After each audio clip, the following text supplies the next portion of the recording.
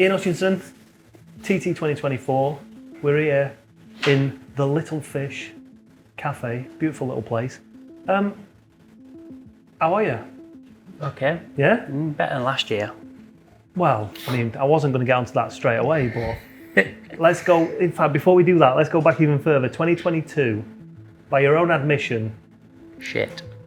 You said it, not me, but it wasn't kind of where we expected Ian Hutchinson to be. Mm-hmm. So rolling into 2023, you've done, from what I saw, load more training, load more miles on the bike. You were getting into a place where you were gonna be in contention, and I think a lot of people thought, Hutch is back here, we're gonna see something special. But then it didn't quite transpire that way, did it? And I'm sure you've told this story a million times, but go on, to be fair, like I never really went down the route of all the reasons for 2022 at the time, but I had the crash at Snetterton in April. It was only a couple of weeks before the Northwest, I think, and I said that I broke my collarbone, but my shoulder went out the back of my socket, so it smashed the back of my socket, so that had to be screwed back in, and I had to have a plate on my collarbone. So I was struggling a bit with the bikes that year, to be fair, and I had that going on. So you like to hide your injuries, don't you? Well, you never know if the team boss is going to say, let's not bother going. Right. Which was close, to be fair. I think Dale from Milwaukee wasn't that keen on me riding. And Philip said, it's Hutch you were talking about, like, a collarbone's nothing to him. But I didn't tell him about the shoulder. Yeah. But when you compare 22 to 23, actually 22 didn't look too bad, did it? At least you were there. Yeah. So tell us about 23. Out cycling. Everything was going pretty good, really. I mean, I was instructing on the focused events through winter because I had no ride after the TT in 22. I literally didn't have a ride. It was just up to the TT that I was riding for TAS. So I started instructing in September, and I did 48 days from September to February of instructing out in Spain. So I was on a bike a lot, you know, it was a road bike, and obviously I wasn't riding as fast as you do a race bike, but I did a lot of mileage, did a lot of cycling whilst I was out there. Everything was going pretty good, to be fair. And I was on my last, there was like a double track day, 4 days, 2 days off, 4 days, and that was me done for the year. Yeah.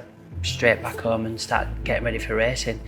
And it was on the weekend in between, so I'd done 4 days at Andalusia, went out cycling on the Saturday on my own, then Jason O'Halloran came over, I went out cycling with him on the Sunday, and that's when I had the stroke. So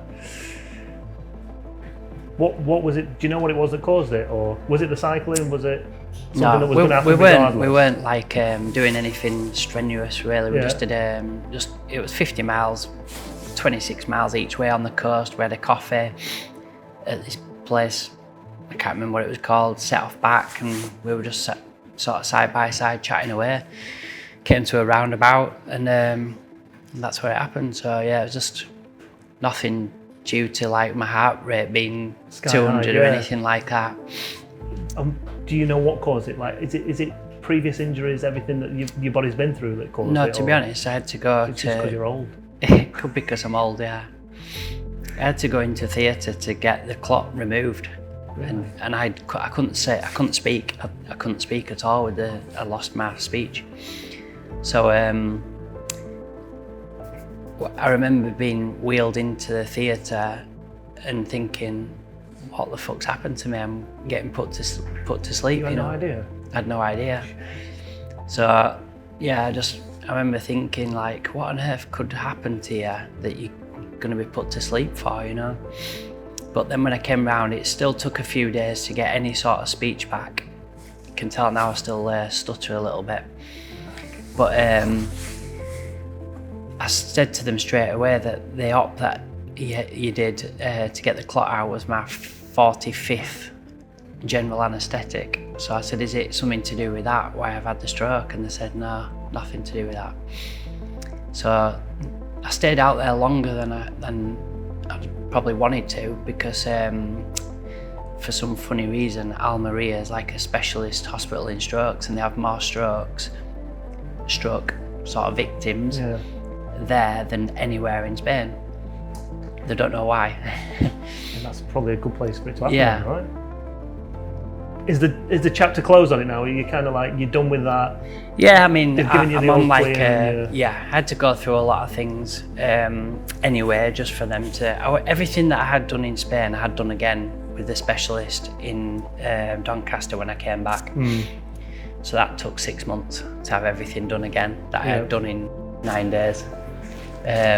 So I've been through everything that you'd have as a stroke twice, and in some ways it's quite good that it took 6 months the second time, because it gave things a chance to come back, I suppose. So then ACU have decided to give you your licence back, and instead of hanging your boots up.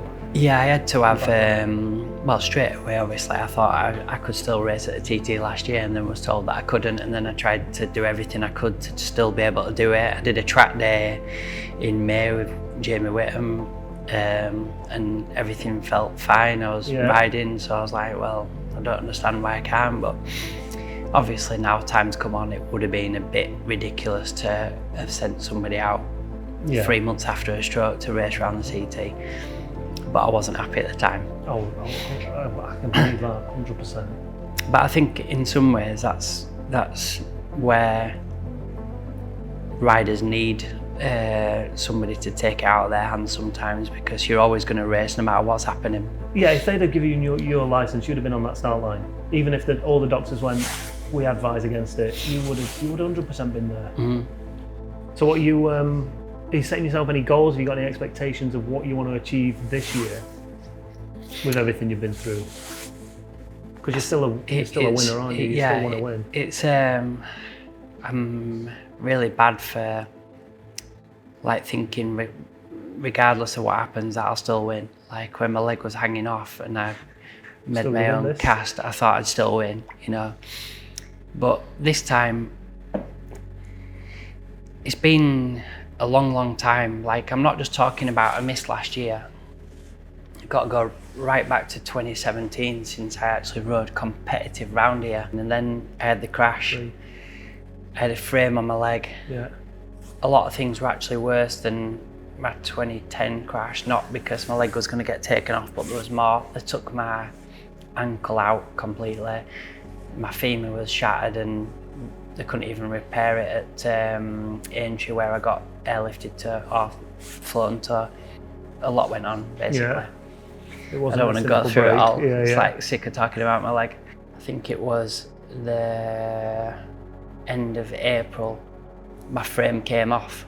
So from the end of the TT till the next April, I had a frame on my leg and raced here on a walking stick for Honda. So it was a bad TT, but I knew I had to be here. I had to be riding around the place. So then on to 19, I crashed at the 11th on the first night of practice, and 140 mile an hour into the wall, up the road. Amazingly didn't actually break anything, but was pretty bad after it, like you would be.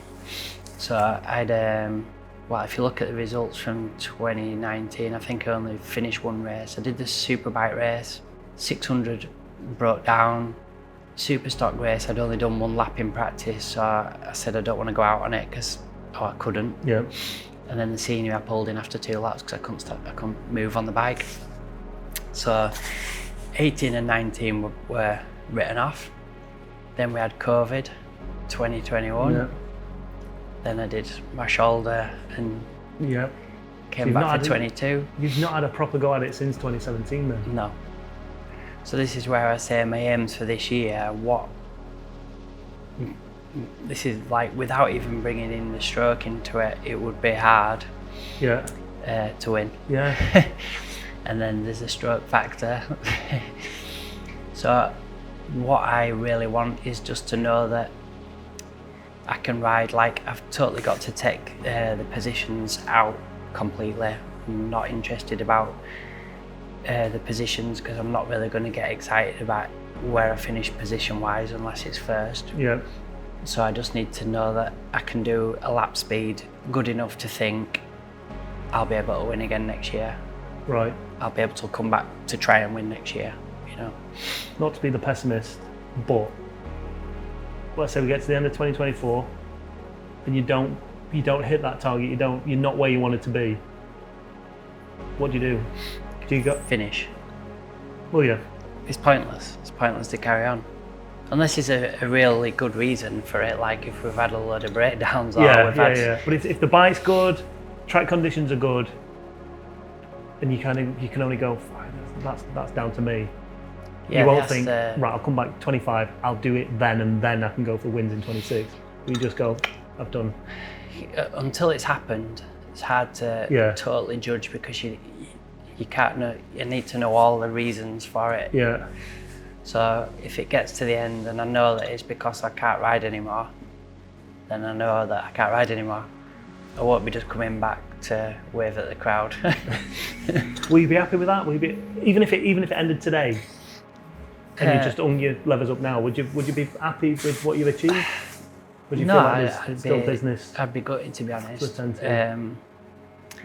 When the accident happened in 2010, I had 8 TT wins, and I was just praying to keep my leg, and then for my leg to be able to let me race again. I kept saying to my surgeon, like, I don't just want to keep my leg, I want to be able to race again. You know, that's the only reason I want my leg.